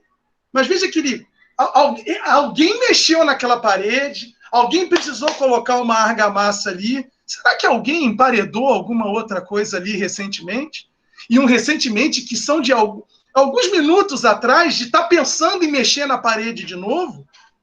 Olha só, sabe? Então não dá para perder isso também, né? Todas as paredes tinham sido, ó, aliás, a parede tinha sido rebocada com uma argamassa, ó, recentemente, né? Então, mantém isso. Agora pode ir, agora que não tem mais paralisação, não. Agora a gente vai direto. Só marcar isso também. Porque se chegar no final e a gente olhar e falar, não entendi esse final. As pistas já estão todas aí. Eu ainda acentuei, né, bastante para a gente não perder isso. A questão é a seguinte, a gente lê, vai fugindo essas palavras que são pistas importantes, e aí, às vezes, no final, a gente acha que não entendeu, ou que o conto não fez sentido, porque a gente perdeu algumas pistas. É por isso, tá bom? Então, vamos lá.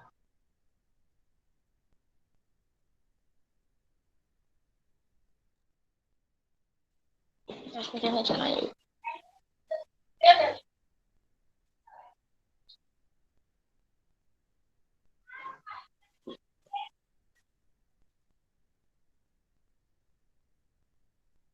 Pamela, você pode ler? Tinha caído.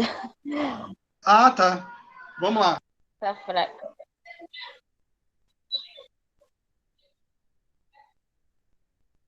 Além do mais, numa das paredes havia uma saliência causada por uma chaminé falsa ou por uma lareira que tinha sido entaipada para se assemelhar ao resto da cave. Não duvidei que me seria fácil retirar os tijolos nesse ponto, mantê-la dentro da capa ver, para tornar a pôr a tampa como antes, de modo que ninguém pudesse lobrigar qualquer sinal suspeito. É isso aí. Na verdade, é meter lá dentro o cadáver, né? Então, tirou os tijolos, meteu lá dentro o cadáver, né? Para não deixar nada de suspeito. Então, agora, o Lucas saiu. Deve ter caído, porque ele estava aqui há 1 minuto atrás.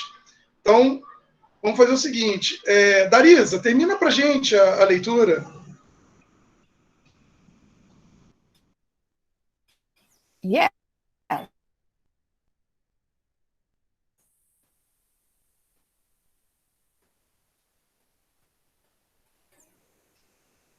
Peguei nos meus cálculos.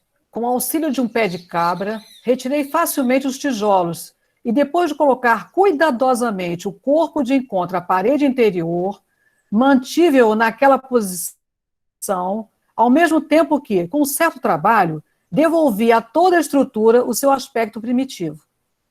Usando de toda a precaução, procurei argamassa, areia e fibras com que preparei um reboco que se não distinguia do antigo e, com maior cuidado, cobri os tijolos. Quando terminei, vi com satisfação que tudo estava certo. A parede não denunciava o menor sinal de ter sido mexida. Com o maior escrúpulo, apanhei do chão os resíduos. Olhei em volta, triunfante, e disse para comigo: aqui, pelo menos, não foi infrutífero o meu trabalho. A seguir, procurei o animal que tinha sido a causa de tanta desgraça, pois que, finalmente, tinha resolvido matá-lo. Se o tivesse encontrado naquele momento, era fatal o seu destino. Mas parecia que o astuto animal se alarmara com a violência da minha cólera anterior e evitou aparecer-me na frente, dado o meu estado de espírito. É impossível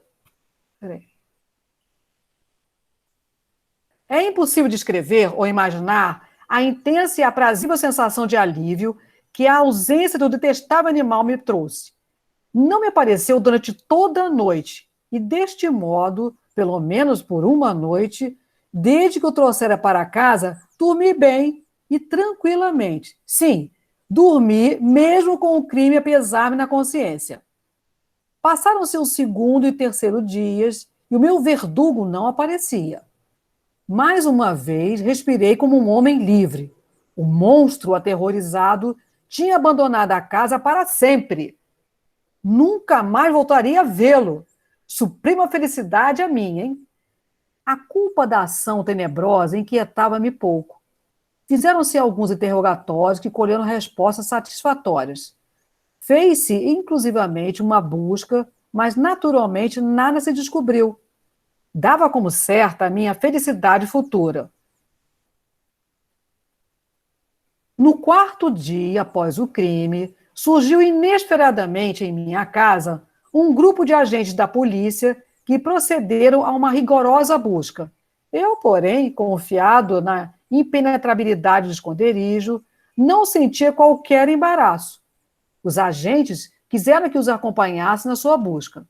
Não deixaram o mínimo escaninho por investigar. Por fim, pela terceira ou quarta vez, desceram a cave. Nem um músculo me tremeu. O meu coração batia calmamente como o coração de quem vive na inocência. Percorri a cave de ponta a ponta, de braços cruzados no peito. Andava descontraído de um lado para outro. Os agentes estavam completamente satisfeitos e prontos para partir. O júbilo do meu coração era demasiado intenso para que eu pudesse suster. Ansiava por dizer, pelo menos, uma palavra à guisa de triunfo e para tornar duplamente evidente a sua convicção da minha inocência. Senhores, disse por fim, quando iam a subir os degraus, estou satisfeito por ter dissipado as vossas suspeitas. Desejo muita saúde para todos e um pouco mais de cortesia. A propósito, esta casa está muito bem construída, e no meu furioso desejo de dizer qualquer coisa com à vontade, mal sabia o que estava a dizer. Direi, até que é uma casa excelentemente construída. Essas paredes vão-se já embora, meus senhores. Essas paredes estão solidamente ligadas. E nesse momento, por uma frenética fanfarronice, bati com força com uma bengala que tinha na mão, na parede atrás da qual se encontrava o cadáver da minha querida esposa. Ah, que Deus me livre das garras do arquidemônio! Mal tinha um eco das minhas pancadas mergulhado no silêncio, quando uma voz lhes respondeu de dentro do túmulo. Um gemido a princípio abafado e entrecortado como o choro de uma criança, que depois se transformou num prolongado grito sonoro e contínuo, extremamente anormal e inumano. Um bramido, um uivo misto de horror e de triunfo, tal como só do inferno poderia vir, provindo das gargantas conjuntas dos condenados na sua agonia e nos demônios no gozo da condenação. Seria insensato falar dos meus pensamentos? Senti-me desfalecer e encostei-me à parede da frente. Tolhidos pelo terror e pela surpresa, os agentes que subiam a escada detiveram-se por instantes. Logo a seguir, 12 braços vigorosos atacavam a parede. Esta caiu de um só golpe. O cadáver, já bastante decomposto e coberto de pastas de sangue, apareceu erecto, frente aos circunstantes. Sobre a cabeça, com as vermelhas faces dilatadas e o olho solitário chispando, estava o odioso gato cuja astúcia me compelira ao crime e cuja voz delatora me entregara ao carrasco. Eu tinha emparedado o monstro no túmulo. Pronto, e aí a gente tem o final do nosso conto, né? E aí é muito interessante esse final, porque ele empareda a mulher e ele fala sobre isso. Depois ele vai procurar o gato para emparedar o gato. Cadê o gato? O gato sumiu, porque ele quase matou o gato. Lembra que o verbo que estava presente ali era a pancada, né? O golpe seria fatal se não fosse a mão da esposa. Então, veja, não foi fatal, o gato não tinha morrido. E para ele, depois de emparedar a esposa, cadê o gato? O gato sumiu. Ai, mas que bom que sumiu, pelo menos agora eu posso dormir tranquilo, eu não aguentava mais olhar para aquele gato. Ele não nos conta uma parte da história, que é a parte que ele havia, e aqui ele diz no final, eu tinha emparedado o monstro no túmulo. Ponto de exclamação. E veja que ele diz isso com ponto de exclamação. Ele diz com surpresa. Ele não lembra que fez isso. Ele diz com surpresa. Olha aí, só um louco para dizer com surpresa isso, eu tinha emparedado o monstro no túmulo. Ele achava que o gato tinha sumido mesmo. E detalhe, o golpe foi quase fatal, mas não foi fatal. Ele emparedou o gato vivo na parede. O gato não havia morrido. O que a gente pode questionar nisso tudo é o seguinte, o gato ficou 4 dias ali emparedado e não morreu, professor? Esse é o ponto. Deveria ter morrido ou não deveria? Né? Já tiveram pessoas que ficaram enterradas alguns dias aí, né? E foram desenterradas vivas, e tem todas as histórias que a gente pode pesquisar no Google. É verdade ou mentira? É fato ou é fake? Eu não sei. Mas aqui, o que o conto coloca para a gente é o seguinte, o golpe teria sido fatal. O conto nos diz, enquanto o próprio narrador está emparedando a mulher, nos diz que aquela parede já havia passado por um reboco e argamassa recentemente. Por quê? Porque ele tinha emparedado o gato, obviamente. Ele tinha emparedado esse monstro no túmulo. Só que essa parte da história, assim como a parte da história que ele emparedou o primeiro gato, ele não consegue narrar, e ele não consegue lembrar disso. Me parece que, para ele, é muito difícil. Há alguma coisa na mente dele que apaga esse enterro do gato. Apagou com Plutão e apagou com esse outro gato que surge na vida dele. Você veja que ele tem consciência de ter enterrado a esposa no túmulo. A mente dele não apaga essa informação. Mas o gato, a relação dele com o gato é uma relação tão insólita que a mente dele... Veja que é tão interessante isso, que quando ele fala de remorso e culpa, é sempre por ter matado o gato também. Esse remorso e essa culpa, ela não aparece em relação à morte da esposa. Ele não, pelo menos ele não narra isso. Ele fala até que dormiu tranquilo, né? Se narra, eu não percebi. Posso até depois olhar com calma. Estou até falando isso daqui, mas era bom olhar com calma. Porque em relação ao gato, é muito nítido isso. Ele sempre disse envergonhado que fez em relação à morte do Plutão. Ele sempre se envergonhar em relação às agressões que ele cometeu, né, a ambos os gatos. Mas quando ele mata a esposa, empareda a esposa, ele é capaz de dormir tranquilamente. E só por ele ser capaz de lembrar e narrar isso para a gente, já mostra que para ele, para a mente dele, não é um trauma tão grande quanto matar o gato. Então há, de fato, uma relação insólita entre esse narrador e o gato. Tanto que o gato preto é o título do nosso conto. O gato preto. Mas essa relação dele com os animais e com o gato preto é muito forte. Ele não consegue lembrar por 2 vezes que ele emparedou o animal. Então, gente, o primeiro emparedamento eu posso inferir com base no segundo. Se ele emparedou o primeiro bicho e tem essa revelação de que ele emparedou o bicho no túmulo, e ele só percebe isso quando ele vê os 12 braços, ou seja, os agentes lá, aquela quantidade de agentes, né, destruindo aquela parede para tirar o corpo. Ele vê o corpo da mulher, que para ele não é surpresa nenhuma, mas ele vê também o gato. E ele fica pasmo. E eu havia emparedado o monstro no túmulo. E o gato era o delator. Essa palavra delator, né? Eu acho que o Paul tem um outro conto que tem essa expressão delator. É alguma coisa delator, coração delator. Eu não me lembro o título em si, mas é um conto bem interessante que tem essa questão da delação, né? Ou seja, o narrador ele pensa que vai passar impune pelo crime, mas há uma delação insólita, sempre de uma maneira bastante fora do comum. Essa delação foi a delação do próprio gato, né? Que não havia, porque se ele tivesse executado o golpe, se ele não tivesse emparedado o gato vivo, ele não teria delatado, o gato não teria dado esse choro de criança. Veja até a maneira como ele falou, um choro que parecia de criança, alguma coisa, né? O gato, de fato, um gato quando mia, sobretudo um gato miando com dores, agonizando, ele pode sim lembrar, de algum modo, o gemido de uma criança, de um bebezinho. Então, nesse sentido, né, por isso também as descrições dessa maneira. Agora, obviamente, a gente fez essa leitura, eu trouxe a minha leitura, né, e aí eu fui fazendo as paradas, e eu fui fazendo essas paradas exatamente com um propósito.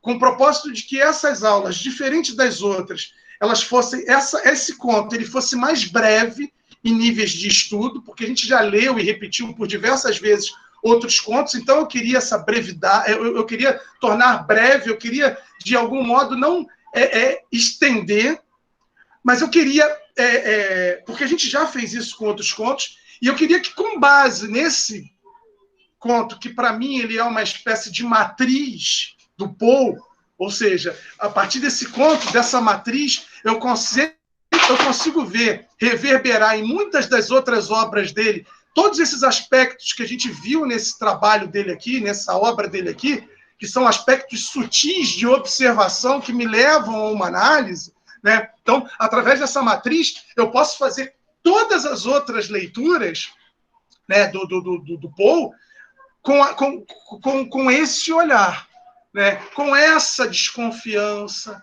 né, dessa maneira, né, com essa lente, eu diria, né, com essa lente que a gente utiliza. Então, é nesse sentido. Então, agora, eu abro aí, eu fecho, não vou falar mais nada, já foi dito tudo. Se alguém tem alguma observação, se alguém quer acrescentar alguma coisa, se alguém quer propor um outro entendimento, uma outra maneira de olhar, né, ou acrescentar algo, retificar algo, né, corrigir, ou confirmar algo, confirmar aquilo que foi colocado, né, ou mudar a perspectiva de uma maneira, né, é o momento, a gente pode fazer isso, não precisa se restringir a esses poucos minutos que nós temos, mas podemos abrir uma próxima aula só para um estudo, né, amplo desse conto, porque daria também, né? Então, deixo vocês à vontade aí.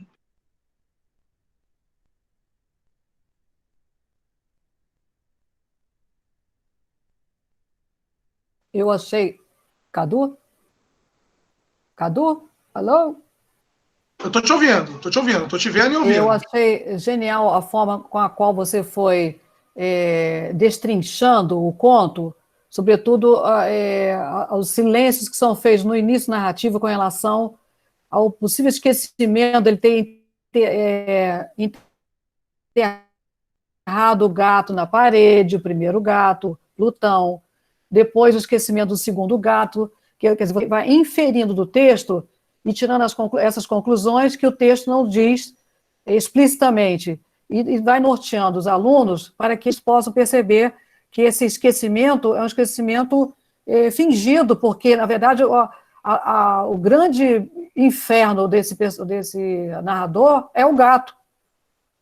O grande dilema desse narrador não é a dor que ele promove à esposa, nem aos outros animais, é em relação a esse gato, que é quase que um elemento, é o único que está à altura dele, né? Que ele não consegue destruir, ele consegue derrotar.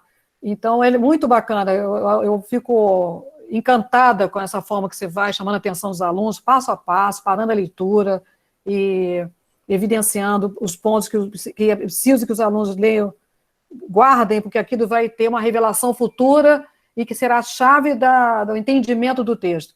Isso, você é um mestre. E cada vez... Assim, oi? Sabe o que acontece? Na verdade, essa proposta, ela surgiu na minha cabeça agora, porque a ideia era estender. Como a gente já está no final, a gente já está agora no final de novembro, aí, no meio para o final, e a gente já veio com, sei lá, a gente gravou mais de 40 aulas aí, e as aulas são sempre muito longas, né? A gente tem aulas aí de 2 horas e tal. Eu vou ser sincero, eu já me sinto um pouco cansado agora nesse final, né? E aí tem alguns outros acontecimentos que vieram de súbito aí em relação à minha questão profissional. Então, eu pensei no seguinte, se a gente tivesse que estudar esse conto da maneira como a gente estudou os outros, né, como a gente estudou A Hora da Estrela, ou A Hora e Veja Augusto Matraga, que já foi um pouquinho diferente, mas ainda assim a gente, né, fez as leituras algumas vezes enfim, A Hora da Estrela foi bem assim, né? A Hora da Estrela a gente leu aquele livro, acho que A Hora da Estrela foi um exemplo até mais claro do que eu estou falando, porque na verdade a gente leu aquele livro umas 3 vezes, porque a gente lia uma quantidade de páginas por aula 3 vezes. Tinha a leitura do professor, tinha a leitura do aluno, tinha a leitura de... Enfim, 2, 3 vezes. Então, é como se a gente tivesse lido aquele livro mesmo umas 3 vezes, fora as análises que nós fizemos. Então, demorou muito. E se a gente seguisse esse caminho aqui no Paul, seria uma coisa do tipo, você faria aquela primeira leitura, né? De repente eu faria uma outra leitura sozinho, depois os alunos fariam outra leitura sozinho, depois a gente iria começar a abrir aquelas questões para ver o que os alunos perceberiam, né? Igual aconteceu na Hora da Estrela, irem trazendo os primeiros elementos, a gente iria confrontar uma informação que um aluno traz com outro, uma leitura de um aluno com outra, e para tentar fechar alguma coisa, e depois os professores iam começar a colocar a leitura, e aí a gente ia confrontar com a dos alunos, ia confrontar com a leitura entre os professores, para depois fechar. Eu acho que esse é o ideal, né? Eu acho que esse é o ideal. Né? Mas, por conta, eu diria, já de um fim de ano que está aí, e de certa forma um trabalho que não é simples, esse trabalho dessa maneira sendo feito, ele não é simples, ele requer uma série de coisas, requer energia também, né? E pensando também numa fala que eu tenho de uma ex-aluna minha, porque eu trabalhei esse conto de uma maneira rápida, eu trabalhei na época, eu trabalhei no 8º ano, e eu queria ter trabalhado esse ano passado, no 8º ano com os alunos, e não consegui. Né? Mas eu me lembro que eu trabalhei de uma maneira rápida e não consegui dar ao trabalho o tempo que esse trabalho merecia. E aí eu me lembro que uma aluna que era muito boa aluna, ela não entendeu o conto, ela ficou com uma série de interrogações, ela não conseguiu construir um sentido para o conto, né? Porque exatamente exige um olhar para as descrições minuciosas. E depois, quando ela foi para o 9º ano, é uma aluna sensacional. Uma das coisas que ela que ela sempre eram indagações dela, e ela me interpelava em relação a isso, eram sobre o conto, sobre aquele texto que ela não conseguiu entender. Né? Aquele texto estranho que ela não conseguiu entender, porque o gato morreu e de repente apareceu na parede, né? Eu me lembro que ela dizia assim, e depois ele consegue um outro gato que era igual ao gato anterior e não tinha um olho, e de repente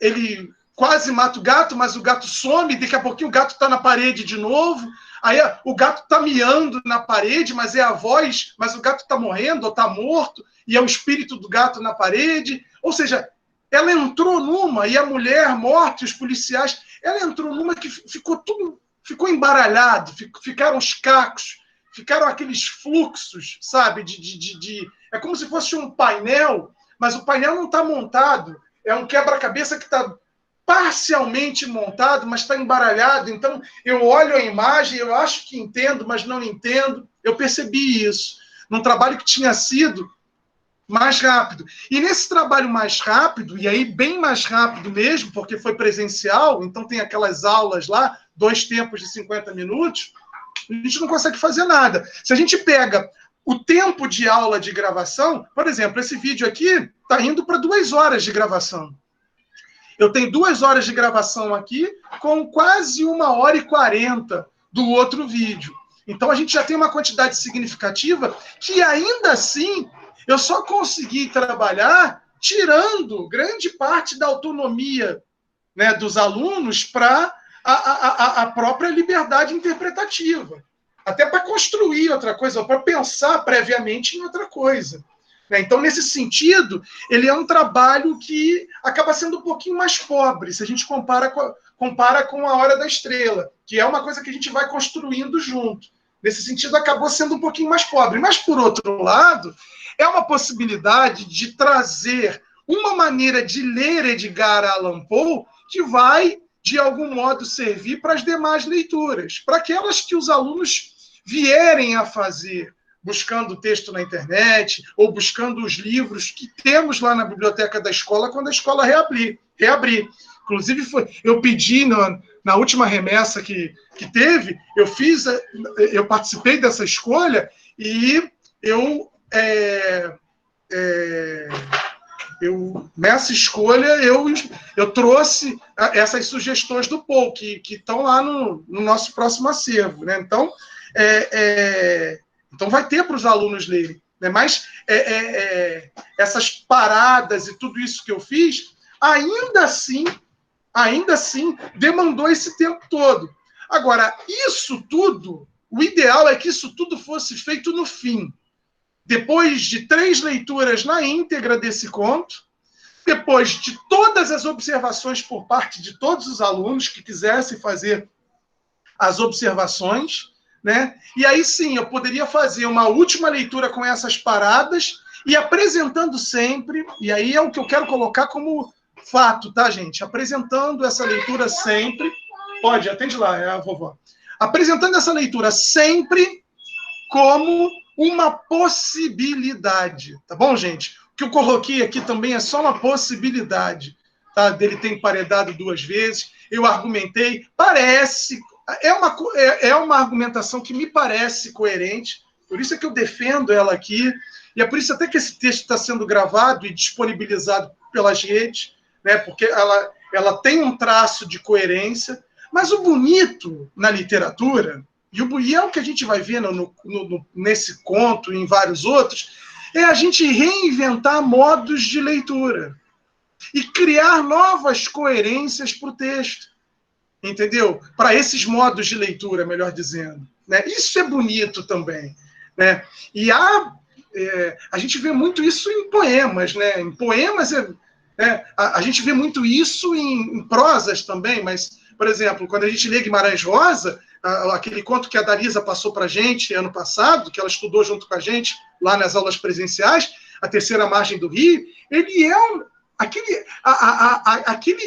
aquele texto, ele é um poema em prosa, ele é uma poesia ali, né, mas daquele gênero textual poema, porque ele abre um leque de possibilidades que, né, alguns menos, outros mais. E aí a gente pode conversar sobre isso, né? Mas é isso. Alguém aí, dos alunos aí, alguma observação, alguma questão? Não tem, não. Só tenho também a concordar com a leitura, né, a partir da questão do próprio... Essa falha dele, né, de não... Pode ter sido realmente... Pode ter esquecido, ou como ele não quis nos contar o que ele fez com os 2 gatos, né? E só isso mesmo, só concordar. E foi incrível a aula, gente, as 2. O conto também, muito bom. Ótimo, Larissa, beleza. Ainda bem que está sendo gravado aqui, algumas partes depois eu vou pegar de novo, porque a minha filha veio e falou uma coisinha aqui, eu tenho que encerrar a aula mesmo, porque agora tem as atividades domésticas aqui que me esperam, e muito. Fala aí, Cadu, Larissa. é só sugerir aos alunos que conheçam um pouco da biografia dele, do Edgar Allan Poe. Tem no Wikipedia, tem uma história dele, tem vários textos contando como é que foi a vida bastante problemática do Edgar Allan Poe. E acho que os alunos reconhecerem um pouco.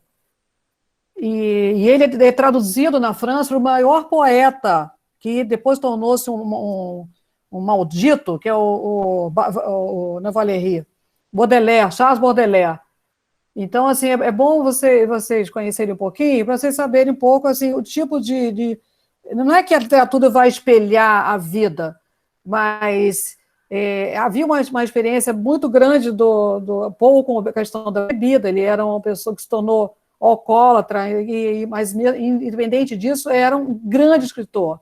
Era extraordinário. Então, é bom conhecer um pouco a vida, mas sem pensar também que a vida é espelho da obra. Entre o homem e a obra é um mundo de distância, mas é bom conhecer. Eu acho que enriquece muito o pensamento de todos nós. Vale a pena. Bom, vamos lá cuidar da nossa vida diária, né? É isso aí. Gente... Obrigada, Cadu, a todos os alunos, pela mais uma oportunidade que me deixa muito honrada. Eu que agradeço. Agradeço a presença de todos, a participação de todos. Gente, beijão para todo mundo. Fiquem com Deus. Tchau, gente. Tchau, tchau. Tchau.